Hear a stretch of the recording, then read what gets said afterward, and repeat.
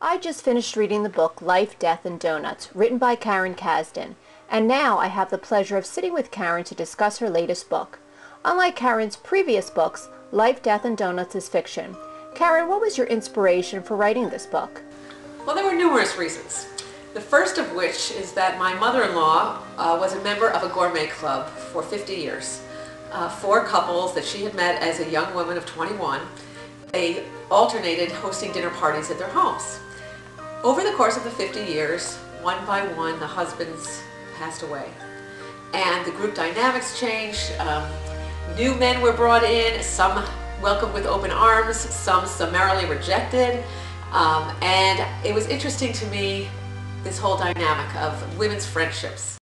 Karin, Life, Death, and Doughnuts speaks to the strength of friendship. And with you today is one of your very good friends, Laura. Hi, Laura. How do you do?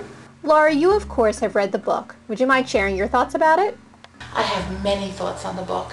The first is this really weird agenda for it, which I was surprised myself by thinking of, which is that I hope the book refreshes for this generation of women planned, intentional getting together. And what Laura said is another reason why I wrote this book. I'm finding, I joined Facebook. I never use it. And I find that the things that I want to share with a friend are precisely the things that I would never post on Facebook. So whereas social networks seem like they're making us closer together, they're also isolating us more. Because there are things that you need to get out to close people that you wouldn't post on a social network. In any interview about this book, I like to bring up that I think it would be an excellent choice for book clubs, because book clubs are generally composed of women friends.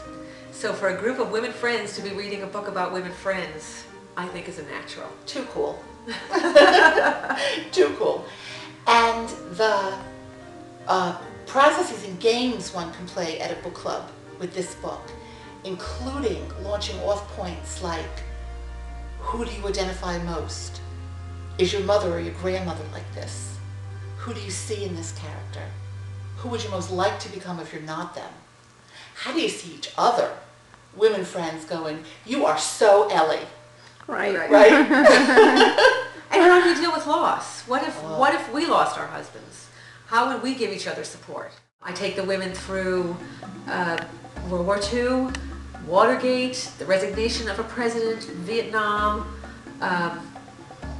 and so it's sort of a history lesson without being a history lesson. Right. And I think in addition to the friendships and what happens to the couples, the events in the world have impacted upon these women.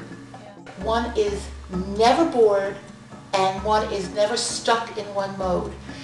Like in all of Karin's writing, she goes from the sublimely serious to the hilariously funny to the quirky to the universal. She's just that kind of writer. When you read a Karin Kasdin book, you really are submerged and subjected to a whole universe of emotion.